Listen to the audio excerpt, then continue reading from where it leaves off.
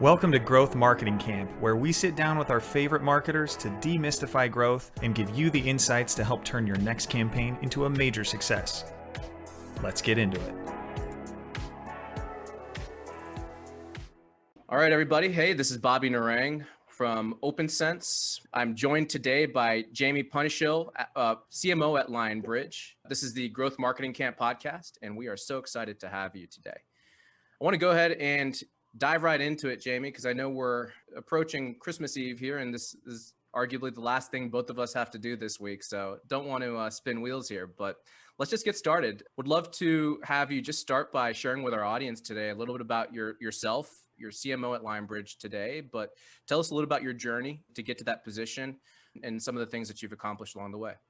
Yeah, thanks so much for having me, Bobby. It's great to be here and on Christmas Eve to Christmas Eve, such as it were. Yep. Yeah, look, so I'm CMO of Lionbridge, and for those who don't know, Lionbridge is one of the world's largest translation and localization companies, which is a fancy way of saying we help companies who operate in multiple markets really address, design their experiences and their communications specifically for all of the markets they operate in. If you ever asked or thought to yourself, wow, isn't it amazing that a company like Apple could launch the iPhone in 40 countries on one day? And then you think to yourself, how do they get that product to work in all those languages and all that, the product marketing materials? How do they get their supply chain to do that? That we're a key part of helping organizations like that, those kinds of things. As far as my background goes, I have a relatively non-traditional background for a CMO.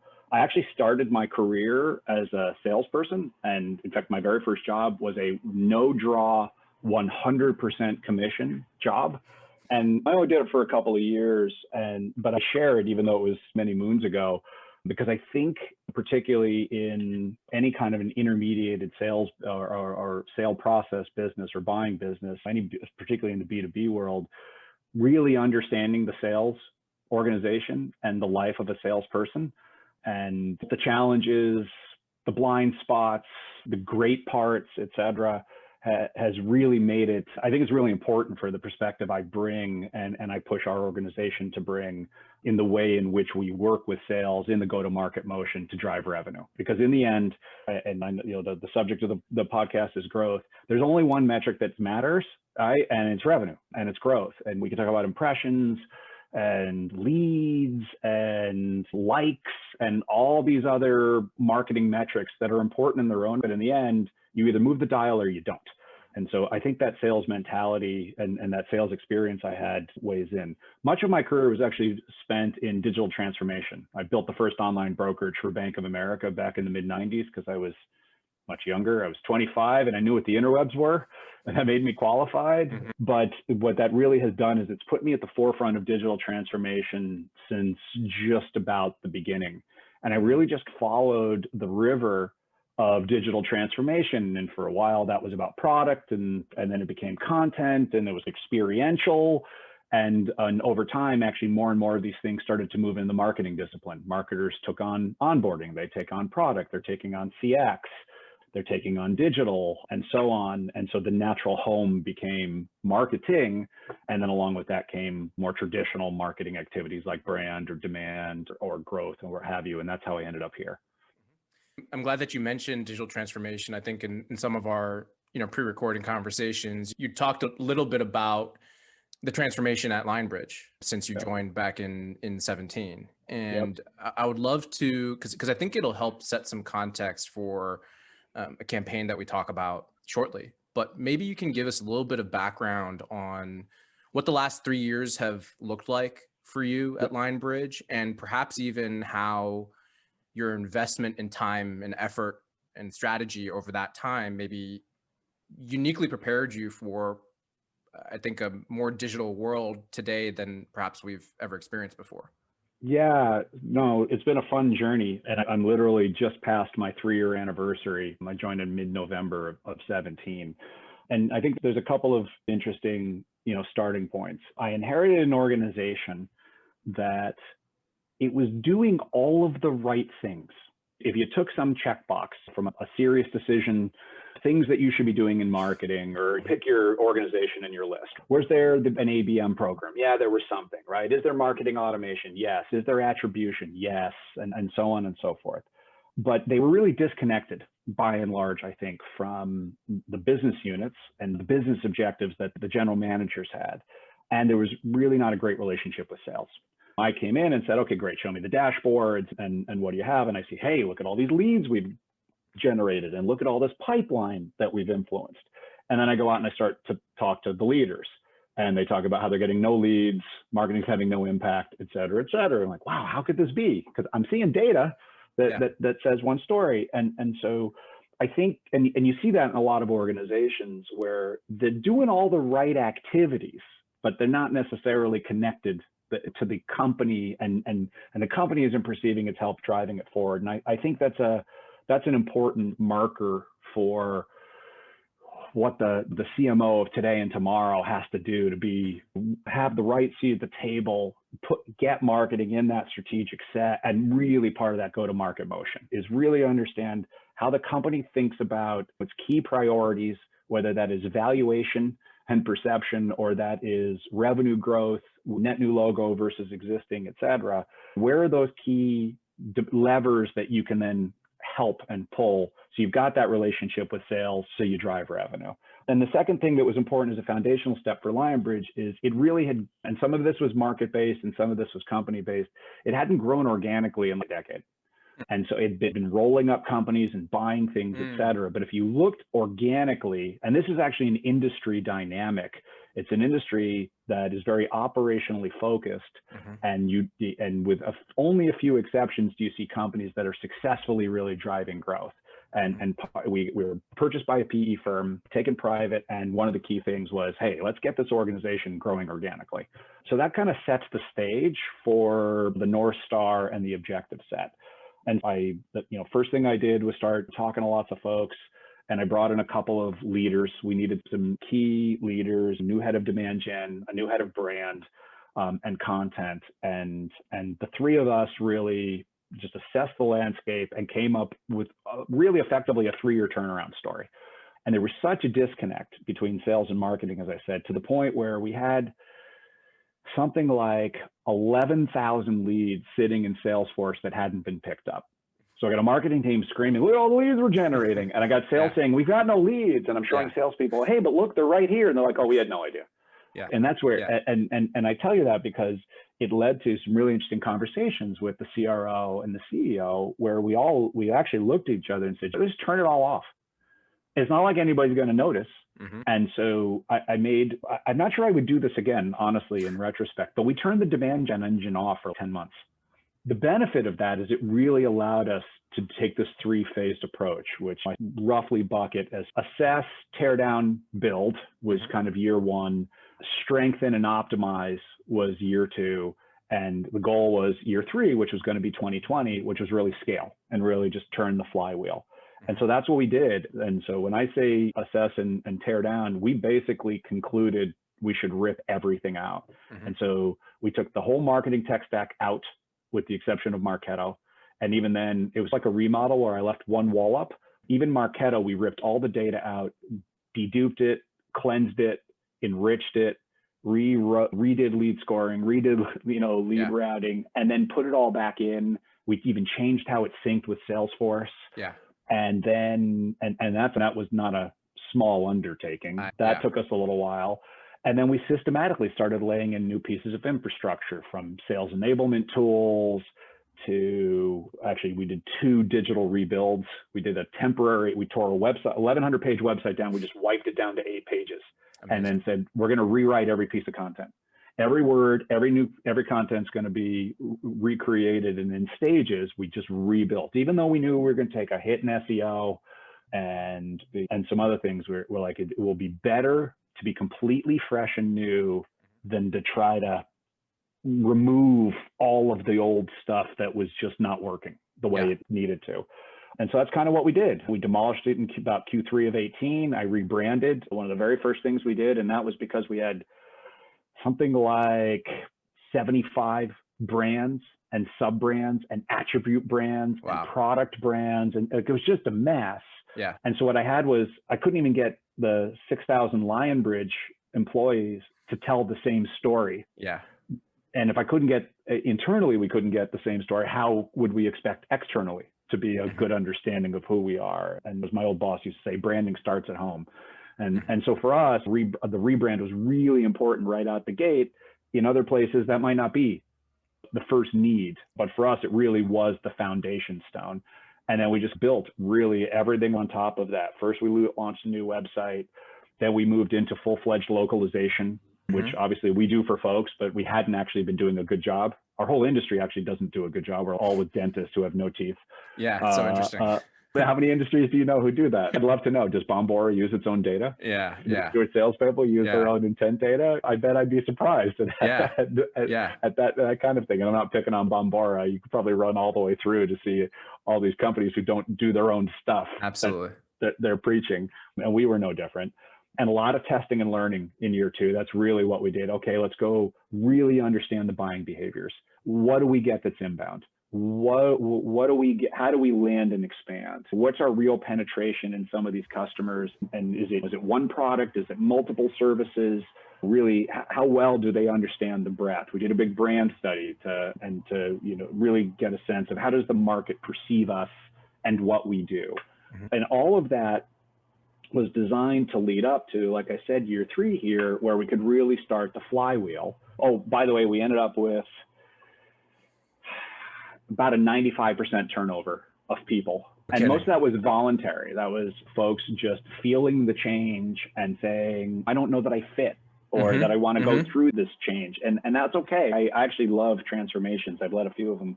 I love them when people say, you know what, this isn't the home I had, and I'm okay not being a part of it. I'll go find another home that's better for me. No problem. I actually once heard a story that when Andrew Carnegie would buy a steel mill, the first thing he would do is fire everybody. And the second thing he would do is put a table right outside the factory with a stack of job applications. Cool. And it's not that he didn't want the employees. He actually didn't want people to leave. What he wanted them was to not feel like something had happened to them. He wanted them to opt in to the new journey. Well, that's empowering. That's pretty smart. And it's a choice. You can either be a victim. Oh, new leader. Oh, he doesn't get it. You always get that. I got that on, my first day. But it's much harder to be a victim when you've chosen to be there. Yeah. And that's what we ended up with. We actually had people from other parts of the organization choose to come into marketing and take on new great roles. And with that sort of new culture and reinvigoration, I had the luxury, because I was tearing everything down, to really architect against, I think, what most of us would think of are the key attributes of modern marketing, right? How do I really have a super agile, very responsive process that turned out to be incredibly valuable in 2020, given the crazy year we've had. We know buyers are so digitally oriented. Great. Do I have the right infrastructure? Am I helping my sales team understand all of the great sales intelligence, customer intelligence? As a good example, as we've been rolling out our ABM orchestration this year and intent data, we were able to see a really big RFP that we got from an existing customer that the sales team didn't know was coming. We could show them with the intent data and with our own web traffic 2 weeks in advance. This is all rolling through. And that was part of the, oh, wow, the marketing team's got all kinds of really interesting information that's going to help us kind of move forward. So it's been one heck of a ride, let me tell you, coming into this year. I want to ask you, before we get into the specifics of this year and again, how you've been able to leverage the work that you've put in over the last 3 years to execute effectively this year. I wanted to ask you, 3 years is a long time. And one of the things I heard you describe or mention earlier in our conversation was that you're a marketer who commits to revenue, not to impressions, not to leads, not to some of the leading indicators, but frankly, the indicator that matters potentially the most. Thinking maybe in a private equity situation, maybe even more than usual. But I'm wondering for marketers out there who are maybe listening to this and who are looking at frankly, a transformation within their own organizations, I have to imagine that the commitment to revenue is cover. Ultimately, if you're not committing to revenue as a marketer, why would I, as a business owner or a leader, grant you the time to execute. And so I'm really curious, and this is maybe a little bit tangential to our core of our conversation today. Obviously, there's going to be growing pains there. How do you appease your stakeholders internally beyond the commitments that you're making to revenue along the way? Because there have to have been ups and downs. I'm just asking, just from your own experience, like, how do you deal with sort of I guess it's a political thing and internal politics? I don't know. How would you describe that problem, and how have you managed that over the last 3 years? There are about 10 questions in there, Bobby. Sorry about that. No, it's all good. Out how to do this well. Yeah. No. They're great. They're all the right questions, and they're all stacked up next to each other. I guess I'll say a few things. I don't know, and maybe it's because of my let's call it, again, non-traditional background. Yeah. I don't know how you don't focus on revenue. Mm-hmm. I literally do not understand the conversation. Business, I don't work for a not-for-profit. So my business's objective is quite simple. It is to generate revenue and a profit for shareholders. I'm pretty sure that is the objective of almost all other corporations. There's other objectives that go along with it. And again, PE firm and PE-owned firm, and we'll have a liquidity event at some point, as all PE firms will. And so I know that valuation is an important thing.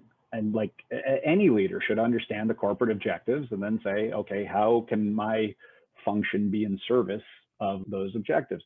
To me, that's entirely self-serving, by the way, right? Mm-hmm. How many marketers do you know that complain? The CEO just doesn't understand. They don't get why brand is important. To which I say, you're not doing your job. It's your job to go educate them and prove it. Mm-hmm. And prove. If I can show that awareness goes up, and 6 months later, top of funnel grows, and 12 months later, I'm making dates up, and 12 months later, more revenue flows through the pipeline, I have just made the case for why brand matters. Without having to sell people on why it's the emotions of brand and why it's important. Yeah. And so I don't want to, when I say revenue is the ultimate metric, in the end, I've got stakeholders. A CEO's got to answer to a board, a CFO who holds the keys to the funding kingdom, and what are the metrics that they're measured on? If I'm not managing to that, I'm talking about swimming upstream, and frankly, even having a more difficult conversation with stakeholders. Sure. And this is where I think a lot of marketers get themselves, they're challenged, particularly with CROs. And like I said this at our very first SKO 2 months in. Guys, I understand how we sell here. And we really are primarily a big enterprise, big relationship, big partner-oriented organization. Mm-hmm. Those are long sales cycles. They are relationships that grow and develop over time. We are a sales-led industry and a sales-led service model. Mm-hmm. Okay, great. Then my job is to get people in front of our salespeople who want to buy more and faster. Like, it's just that simple. I got to build a world-class marketing organization that does that. And in the end, helps the salespeople believe, wow, look at marketing is helping me do more, and also convince them, hey guys, when you listen to me and you do some things I'm asking you to do, like social selling, which seems like some fruity stuff, but maybe it's important. No, this is all in service of ringing the commission check for you and the revenue bell. And that's how our CRO and I, like, we came together quite nicely, because it was super simple. Same objective. Share Jim, how do I help you hit the number? Whether I formally own that number or informally just commit to it, I know he's got to go do it. So I've got to help him see, here's how I'm going to add $100 million to your pipeline so you can go hit the number. Because that's all the board wants to hear. It's a hard one for me, because it doesn't seem so complicated, because I know the CEO isn't measured on brand awareness. This all goes back to what you described as an early part of your career, which is that it started in sales, and aligning yourself with an understanding of how salespeople operate, what's important to them. Your willingness to collaborate with the CRO seems to be prerequisite for your ability to be successful in the things that you've done over the last several years. And so that's definitely a takeaway that I'm hearing. You always hear there's a very famous phrase over the last couple of years, bridging the gap between sales and marketing. That seems so intuitive. What the heck are we talking about here? To your point, like the primary objective of a corporation is grow revenue in most cases. The key stakeholders there obviously need to be in alignment. That makes a ton of sense. I think it's actually more than a willingness. In this case, or I think in many cases, it's not just willingness, it's a prime directive. And so I work with a CRO, really talented CRO, smart guy, but he operates from a position of skepticism, right? It is, I won't believe you that the stove is hot until I put my hand on the stove. Sure. Okay, great. Now I know that. Yep. And my job is to go build an array of data and proof points to show him, hey, this is how it works. That's not just willingness. I've got to figure out how to sell him and bring him along to have him say, you know what, I want to come to the table because what I've got is a marketing organization and a market CMO who is my key partner. Yeah. So that, because I also need him to do some things. I need the salespeople to adopt some behaviors or to support the activities, because otherwise I'm going to do it off. Again, I go back to, I can generate a lot of leads. If nobody picks them up, I'm just pitching into the backstop. Absolutely. And it doesn't matter.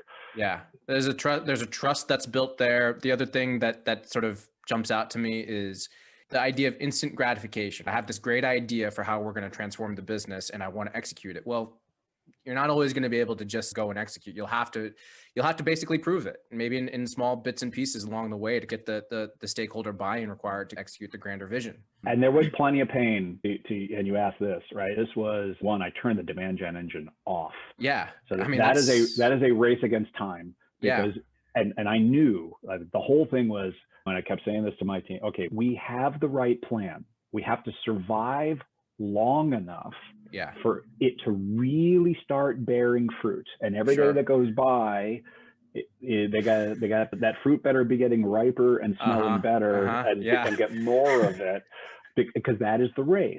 And last year we had some tough moments. We had some wins and a bunch of losses. Sure. We just weren't we weren't ready. We weren't at full maturity where I could very confidently start to turn the flywheel and go from a more reactive survival mode into a proactive leading mode. And that's really what's happened this year.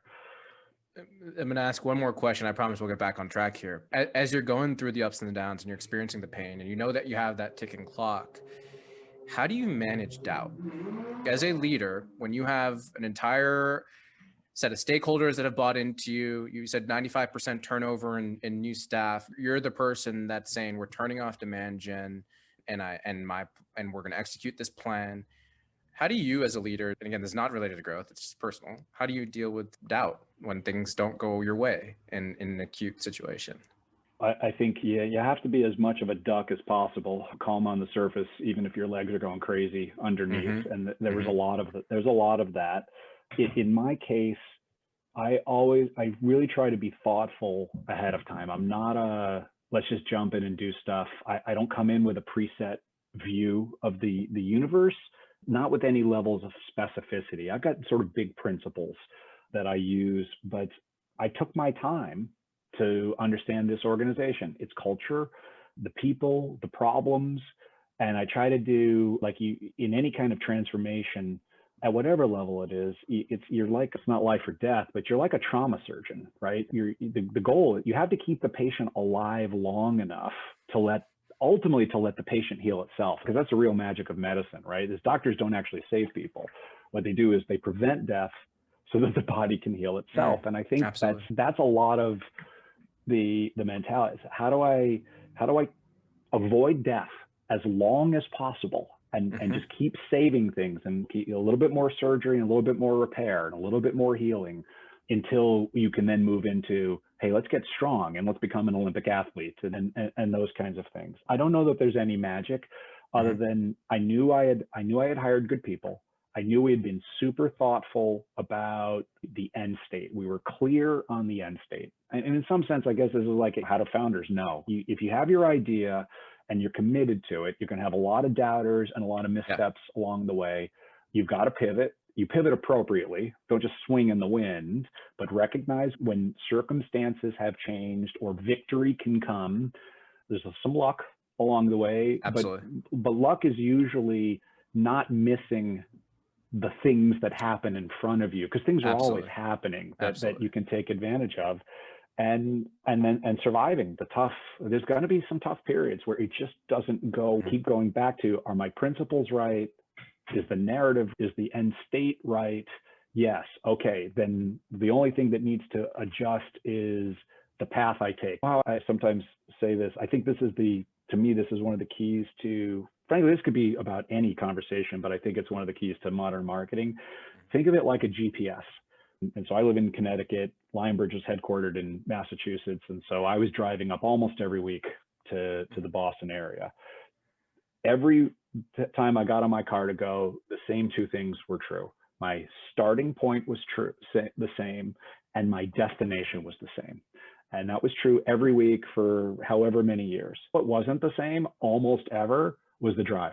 Yep. Traffic is different, weather is different, construction is different, and the GPS makes adjustments. And it doesn't just make adjustment week to week, it makes adjustments drive to drive, minute by minute in the drive. And that, I think, is modern marketing, right? The objective was clear, right? The information's coming in real time. You're choosing what to adjust to, what not to adjust to. Sometimes you can't control it. There's just a 10-car pile up in front of you and you're going to get stuck. So that's such a great analogy. That's such a great analogy. I really appreciate you sharing that. That's a good one. And I'm going to be thinking about that one all weekend. I want to get into a campaign because a big part of what I'm hoping this podcast enables in the marketplace is a demystification of growth to some extent. And I think one of the easiest ways to convey that is by just sharing a specific play that you've run or a specific campaign that you've executed and talking a little bit about perhaps what objective it set out to address and the methods and outcomes. Look at me and asking another 4 questions in one here, which I guess is maybe my style or something I just need to work out. But I'd love to get into that. And I think you've built up the story of the last 3 years at Lionbridge. And again, I think it sets you up for an ability to get on that offensive in 2020, in a year where perhaps many other companies maybe caught flat-footed.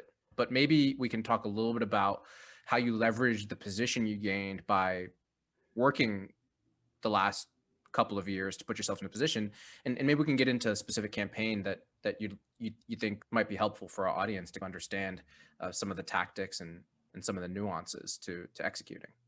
Yeah, no, 2020 has been so interesting because, again, if you take what we've lived through out of it for half a second, we were already teeing ourselves up for, this was the year of scale. We went into the budget season saying, all right, we've earned the right. We've learned a bunch of things, give us a bunch more money. I got a CRO who's basically saying, okay, man, like I've been patient and you've done okay, but I really need you to be cranking this year. So that's how we're coming into the year. We're still negotiating some of that as we come into January. And as it turns out for us, and I think this was a little bit of luck, but played really well, we actually have a facility in China, not too far from Wuhan. And so very early in January, we've got the flares going up because we're hearing word from the facility.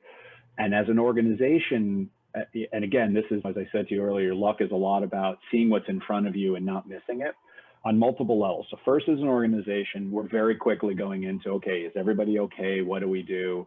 This starts to raise the bigger question. Okay, what's our business continuity planning for the facility in China? Now, as weeks are going by and we're working through this, suddenly it's, geez, what's our business continuity plan generally? Because this thing might get bigger. And we saw where we were strong. We had a few weaknesses as a leadership team. I mean, the CEO rallied all the leaders around and we're diving deep. Could we go work from home? How would we pivot? How do we take care of employees? How do we operate? And we were, when the shutdowns happened, we literally got the last of the laptops to the last crew in Mumbai before Modi shuts the country down. And now I got 6,000 people operating from home. And that was really early. So we weren't caught flat-footed by it and then having to respond to it because we responded to the signals and we pivoted. And that part of what that did was we then went through what we looked at and I said, every company is about to go through this. Every company is now about to, one, have to think about how the heck do I start communicating with my global employees when I don't have local town halls? You know what they're going to need? They're going to need internal communications. So by the second week, maybe the third week of March, we launched our first campaign. and it was free internal communications translation. It wasn't a big, it was a small dollar amount. I promise you, we have multi-billion-dollar corporations who send us thank you notes for what amounts to a couple of $1,000s of a free product, because right there at the moment of pain, which is what any good marketing should do. I understand pain. I have a solution to your pain. It isn't here, buy my stuff. Absolutely. You have pain, I have solve. And so that was the very first thing, was a little free offer for internal communications, because we knew everybody was going to be going through it. We had hundreds of customers take us up on that. And we knew right on the other end of that was going to be external communications. So the first thing they would do was get all their employees together. Okay, here's what working from home looks like. How do we take care of everybody? We have to rewrite policies. And then quickly it was going to be, okay, what do we do about customers? And there we were with our next campaign offer.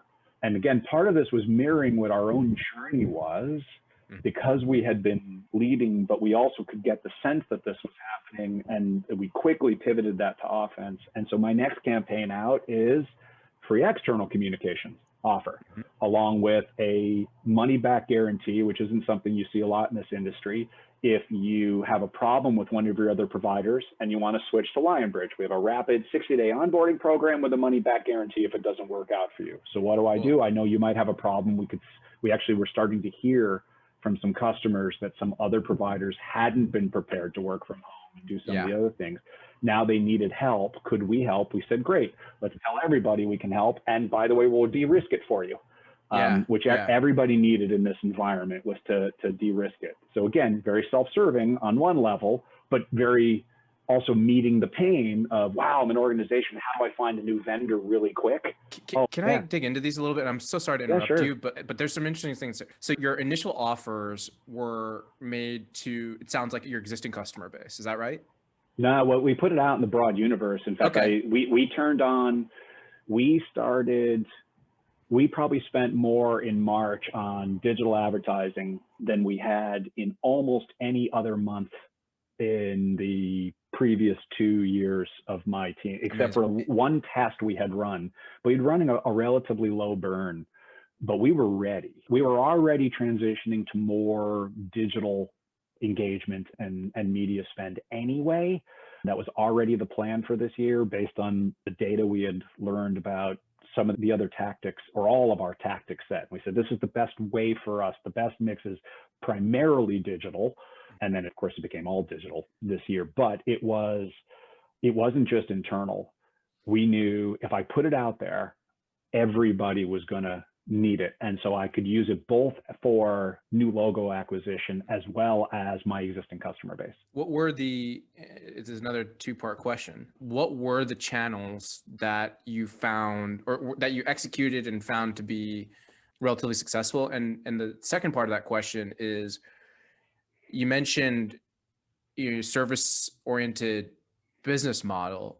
Are the channels that you executed in uniquely optimized for your specific business, the translation services business, or in general, do service-centric businesses execute within similar channels? I don't know if that question makes sense. No, it does. So let me take the second one first. I'm not sure that across most, let's stick with B2B buyers for a second. It'd be a little simpler just to put it inside of that box. And I do my own belly button research on this. Okay, how do I find new vendors? What am I doing? I'm trolling through Google. Yep. I'm reading a couple of content-specific sites. I'm going through thought leadership and analysis, et cetera. And none of this is rocket science, right? Hopefully nothing I say today is rocket science. This is what's simple to understand isn't easy to execute necessarily. And so much of this is just fundamentals and basic, right? Everything I talk about is like such a game of fundamentals. And we talked about this before. I'm a New England guy. I'm a Patriots fan. Well, part of what I think makes Bill Belichick so great is just about, and Nick Saban for that matter, and those guys are buddies. What do? Unbelievable stress on the fundamentals. Absolutely. Don't give away the easy stuff.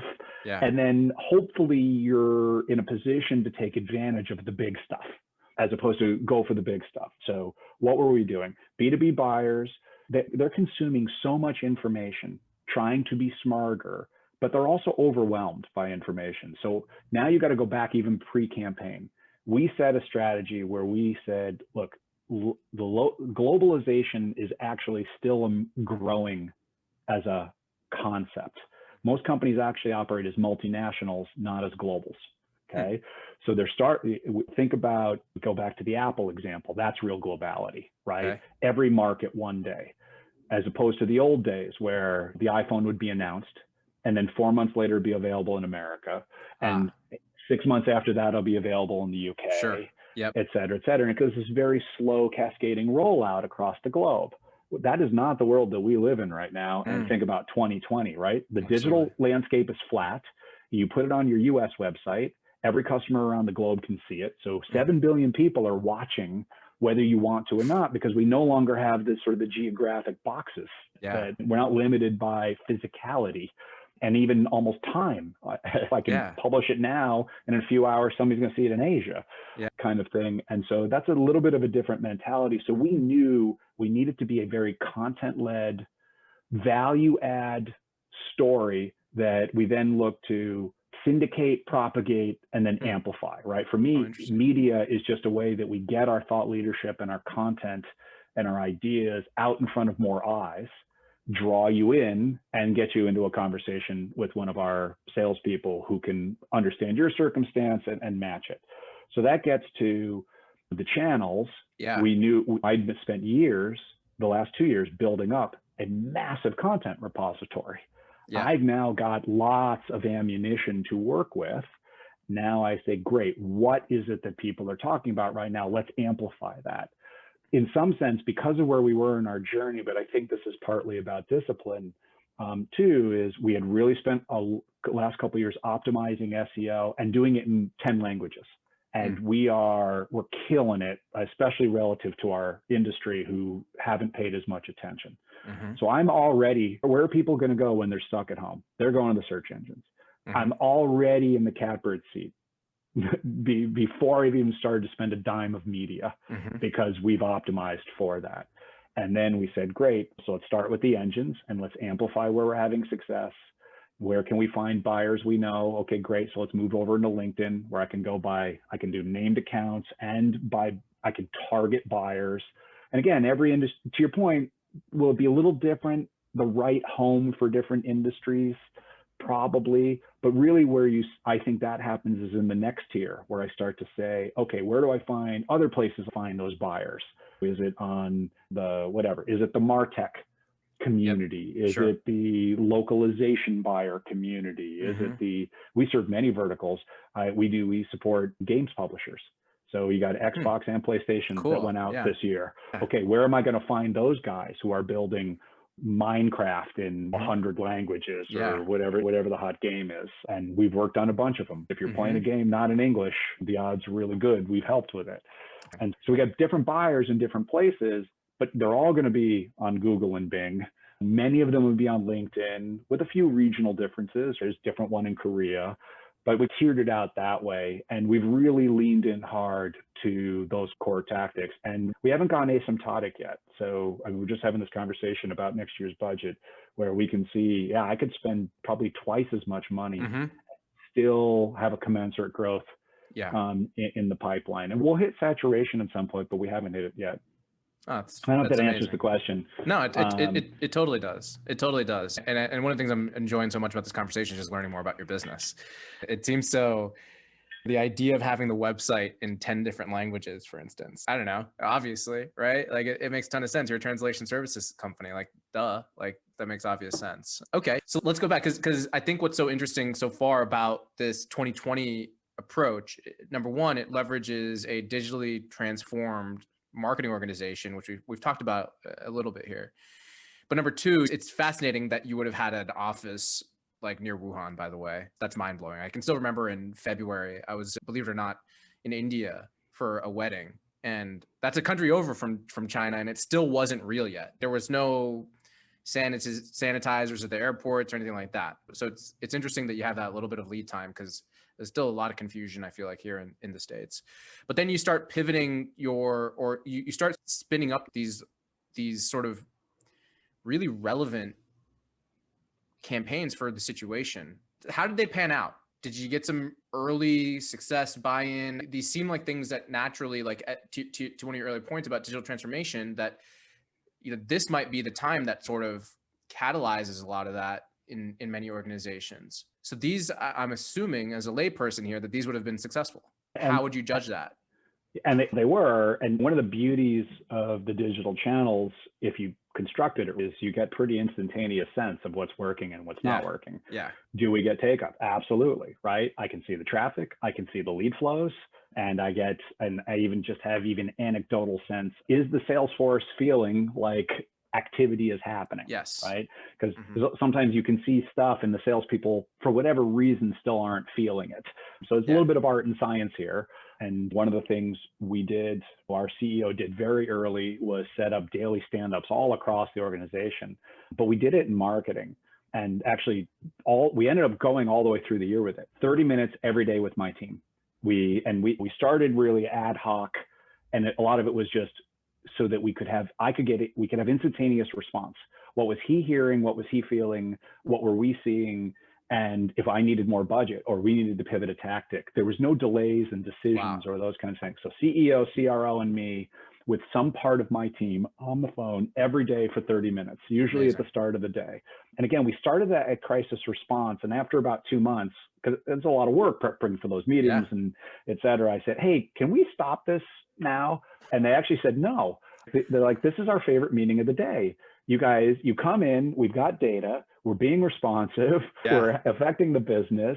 It's smart, it's thoughtful. I said, okay, we're gonna have to organize this a little bit differently. And so we ended up picking themes, right? Monday was sales enablement and tech stack conversations. Tuesday was all about paid media. Wednesday was all about sort of the content plan. Here's what's been published, here's what's resonating, here's what we have in the queue, kind of thing, right? Thursday was a vertical dive. Friday was about our core business and really thinking about campaigns end to end, so that we weren't looking at just little pieces of the marketing stack. And that ebbed and flowed.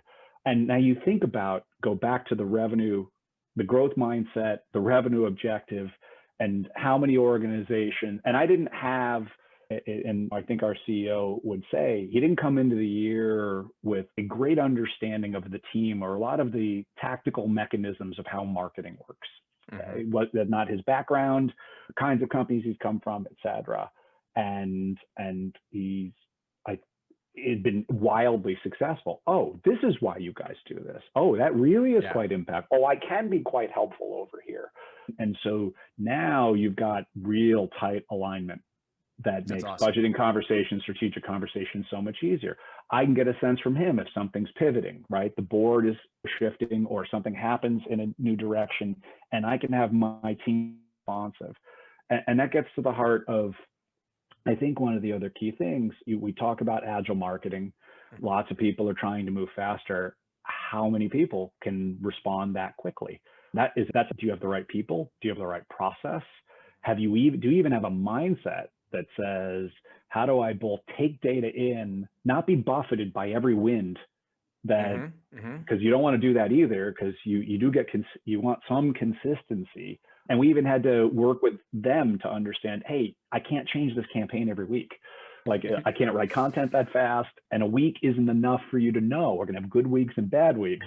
The stock market, there's an old saw from my stock market days. Watching the stock market's like watching a man walk up a hill while he's playing with a yo-yo.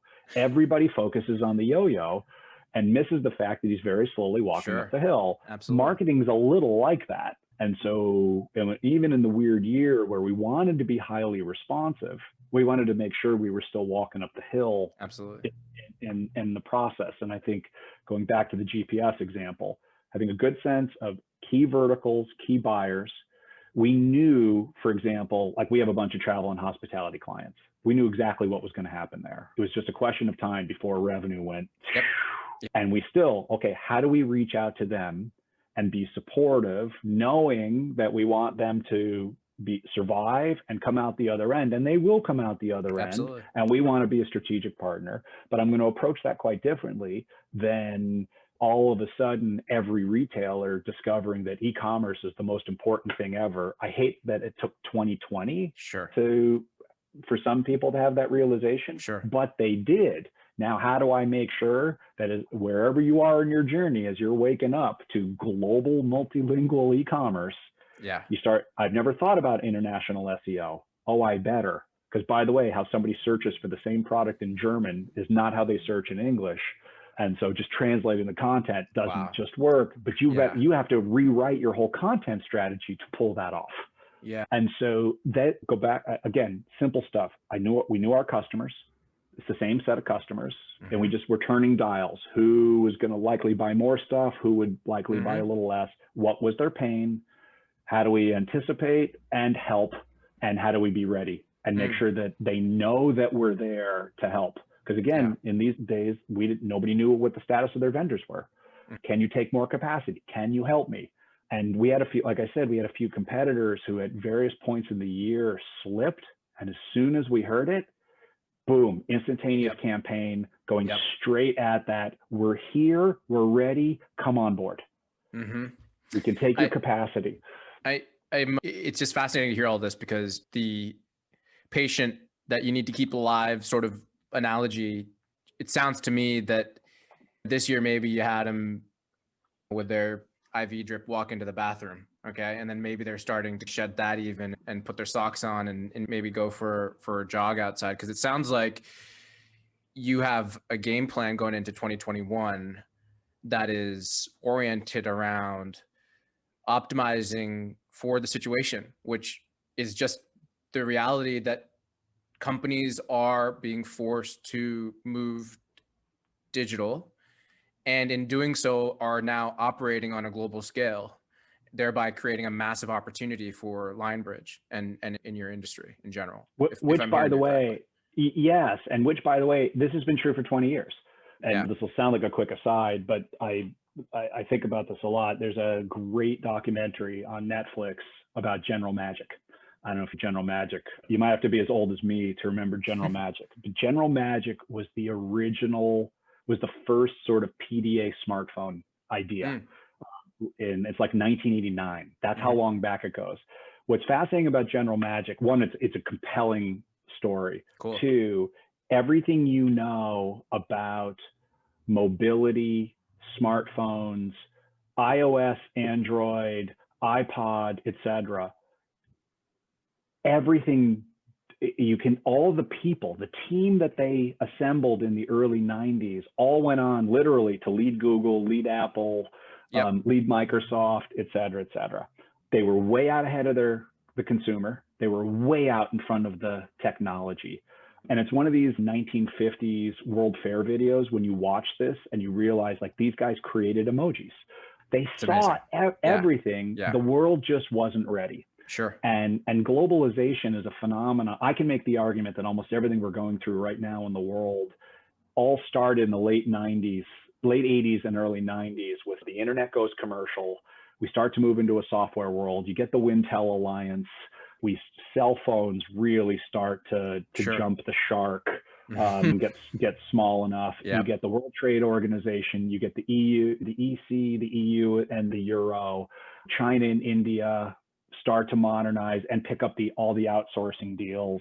And so really what we have is we're 30 years in now to this great big globalization phenomenon, which is where the company got founded. We were founded in the mid 90s with this vision, probably ahead of its time, and it sailed along with it.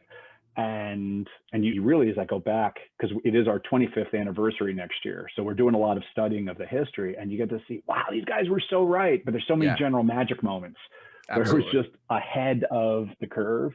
Yeah. That then if you're patient, to your point, we know the vision is right. It's frustrating that it doesn't necessarily catch up because it never goes at the pace you want. This year, what a catalytic event to wipe out all the resistance, because the buyers already were becoming digital. Here's a stat that I love to throw out that I think blows my mind every time I say it. Half the U.S. workforce is pretty much under the age of 45. If I go to 43, and this isn't then the U.S. workforce, it works for Western nations writ large. Okay, that's a generation born after 1977, which means their entire adult life, the dominant information organizational paradigm is Google or is search. Okay, Think about that. Half the workforce, when they need something, their first thought is to search for it.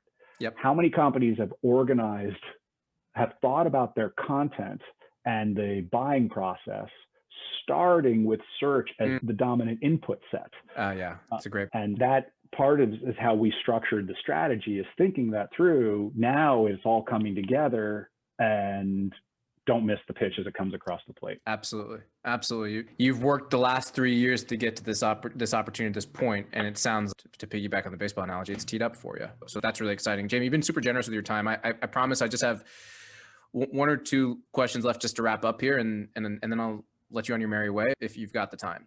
I do. Let's go. Let's do it. I'll keep it super brief.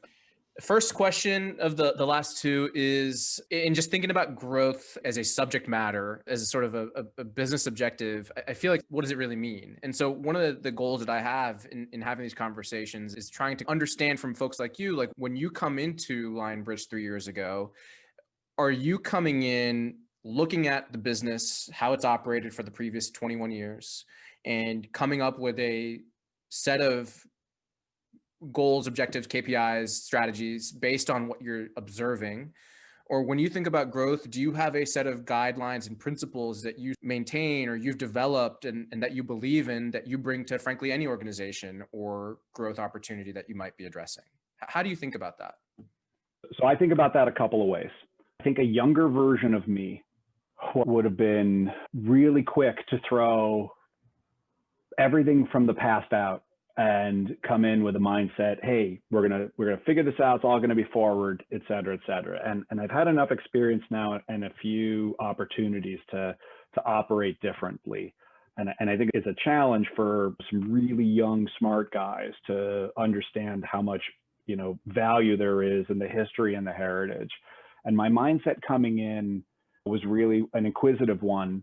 And after just a couple of weeks here, because I could look at the numbers were not great. The story was not awesome. The PE firm was able to buy Lionbridge for frankly, a discount because the numbers hadn't been great. So the numbers suggested a lot of problems.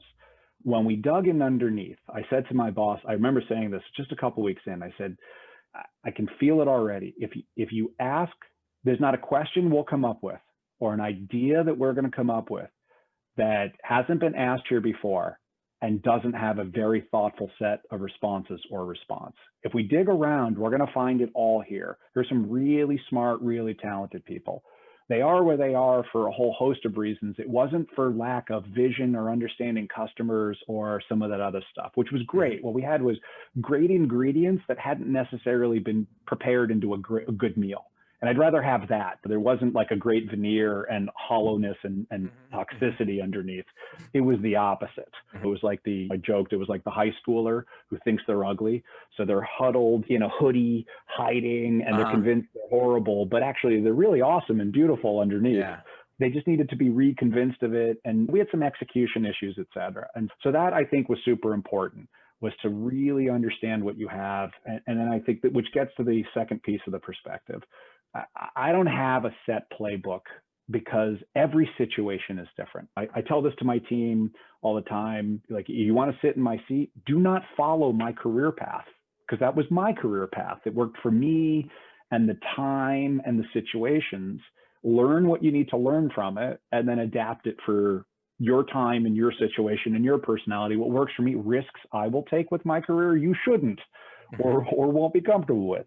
And I'll go back to the Bill Belichick example, because I think it's part of what makes him so successful. And I like to try to incorporate really is you can only work with what you've got.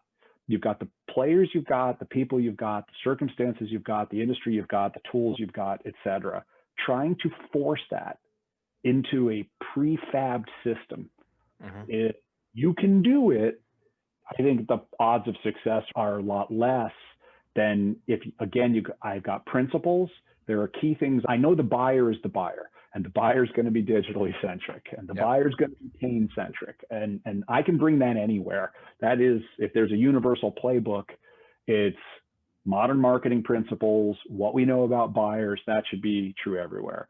What I really then need to see is, okay, what are the levers here? What are the ingredients? Where can I get wins? Where can I stop bleeding?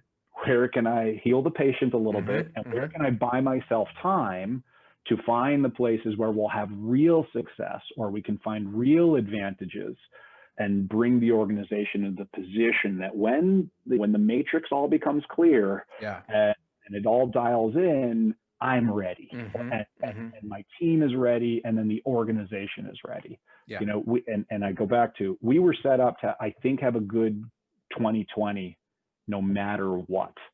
The universe saw fit to give me a set of conditions that were even better than I could have asked for in some ways. Because it stripped to the extent, again, my sales folks were just beginning to do social selling, but hey, I can just get on a plane and go meet with people. Now I can't. So the resistance is less, oh, I have a solution for you to help, and so on and so forth.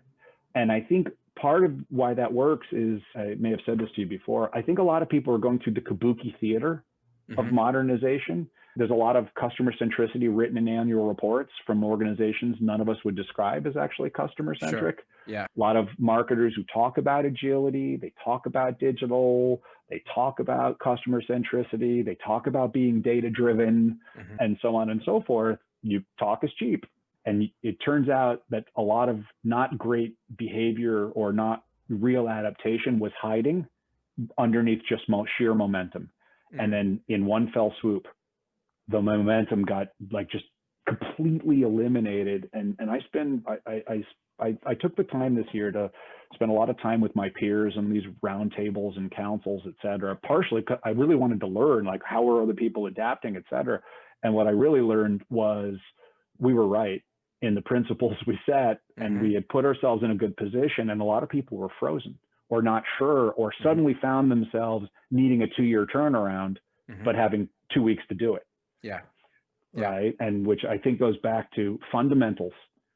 Stick to your fundamentals, adapt to your situation, work with what you have, commit to your plan, execute. So just to recap what I heard you say there, two things that stood out to me. Number one was, again, this idea of sustaining yourself long enough to see the long tail effect of the effort that you're putting in. So basically winning small battles with the victory of war on the horizon. And then the second one, and this is a lame phrase, but success equals opportunity plus preparation. And that's how I bet you could describe, you know, what you're confronting and going through as an organization. Like I said, folks look for magic bullets and magic pills, and it almost always is just fundamentals, and a lot of it's paying attention, right? If I look forward, we all know, right? Like, our whole lives are about to change with data privacy. GDPR was the first torpedo in the water, and it's had some effect, but we're just starting to really feel it. CCPA is on its way. Frankly, COVID distracted a lot of us from what's happening underneath. The new European digital protections are going to take this even a step forward. And how many people are really, really ready for the first party world? We've been lucky. I could get information about you, whether you wanted to give it to me or not, which allowed for a lot of lazy marketing. What's going to happen when I actually have to earn I have to get you to give it to me now, which is going back to the old days, really. We all know it's coming. It's actually the old William Gibson line. The future's already here, just unevenly distributed. This has been coming for a couple of years. How many people are really prepped for it? Oh, I don't have to worry about that yet, et cetera. So it's just understand your environment, lay your foundations, do the basics. Just learning a ton today. I appreciate that. Last thing, you mentioned the roundtables. For folks listening to this today, who are some of your peers that you recommend they pay attention to? Is there a particular marketer that comes to mind, a colleague of yours that you admire, look up to, or is someone that we should pay attention to, just based on your experience? There's so many good people out there. I think, oh boy, Latan Conan at 6 Sense, I think, has got a super good sense of the space. She's led with Matt Hines some really great Friday morning regular meetings. I actually wish I'd been able to participate in more of those. They just kept colliding against some internal stuff. Who else? Mark Tack, who's actually sitting really as a fractional CMO now. He was at Integrate for a while, and we're getting really focused on this idea of revenue enablement. Another guy is in that category, Steve Diorio, who's done some really amazing work on marketing accountability and revenue enablement. In fact, he's just created the Revenue Enablement Institute. I could go on. There's so many really good, smart folks out there that just try to take, the best of what they've got and adapt it to my principles and my situation. Not some of it's great and I can't use it, and that doesn't mean I shouldn't learn it. Sure. It goes to what people talk about a lot, but I still don't think a lot of people do, which is you have to be in continuous learning mode. Absolutely. And you think about how much we've all learned just in 2020. I think it's leaking out of my ears. So much good stuff so quickly. Yeah. And hopefully it'll be a little less frenetic pace in 2021. Yeah. I was like, I don't think leaking from ears is a symptom of COVID, but maybe it is in some capacity.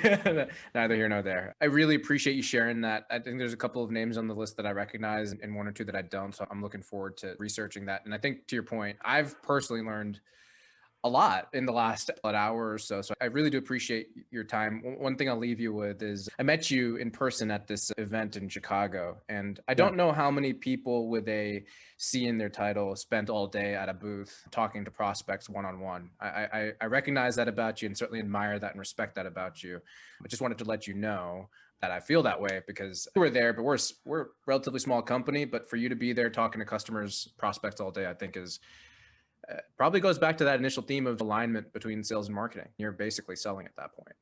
Yeah, thank you. And I think that one goes even more, right? Which is be close to your customer. And I'm certainly not the first to do this. I love the stories of guys like Ned Johnson, who was the CEO of Fidelity for so many years.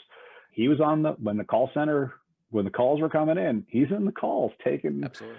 Like I think it's always the challenge of being an executive is getting too far away from the edge, and whether that's you use a military hierarchy, anywhere you got a hierarchy.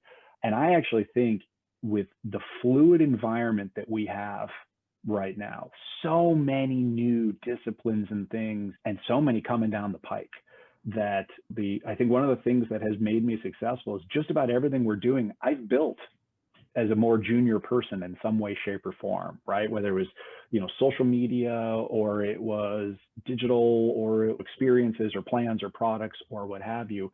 My team could tell you, I will go down to 5 feet and debate very, very specific thing. I can't, obviously you don't do that with everything. I can't do that with everything, but I can. Absolutely. Which gives me an understanding. And so I think things like that event I can't be there 365 days a year, but can I take a couple of days out of the year to go sit there and say, okay, so here's all the stuff we created and we set up. How's it going?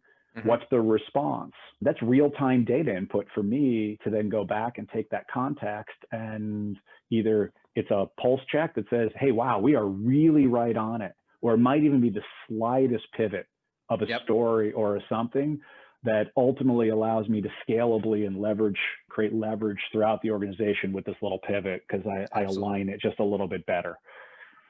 Yeah, knowledge and credibility, I think, is the other thing, is that when you get that close, when you could pick up the phone and talk to a customer, that carries a lot of water, I think, as you're guiding an organization. I do pride myself, and I tell the sales, but you want me on the phone with a customer anytime, any day, anywhere, I'm there to support you and help tell this story, et cetera. And again, I think with that revenue mindset, of course, like if that's what the organization needs to sell, sign me up. And it's easy. This is a little like, say this, the CRO has to come along for the ride. Some will, some won't. In divorce, you can have a friendly divorce. Why? If you say the kids are really the most important thing, everybody says it. Do you live it? If you hold that principle high, it's actually quite easy. So things like going to spend a day in a booth, super simple. If revenue is the most important thing, understanding customers is the most important thing, and so on and so forth. Because you get real clarity of purpose at that point. Absolutely. Otherwise, it's just the kabuki theater. It is the kabuki theater. That's exactly right, which is unfortunately where too many people, they're either too distant or it is the appearance of whatever, not the actuality.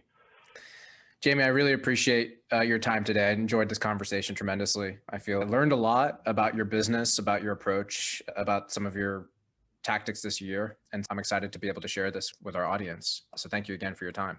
Thanks for having me. I love doing these. It's particularly good when there's good questions and a nice back and forth. And so this has been great. I'm happy to come back anytime and whatever crazy ideas are in my head. Yeah, and I'm sure there are other amazing stories to share as well. So we may take you up on that. Anytime. Awesome. Jamie, wishing you and your family a very Merry Christmas. Stay well and safe, and we'll catch you in the new year. All right. And the same to you and yours, and to everybody in the audience. Thanks, Bobby. All right. Take care. You too.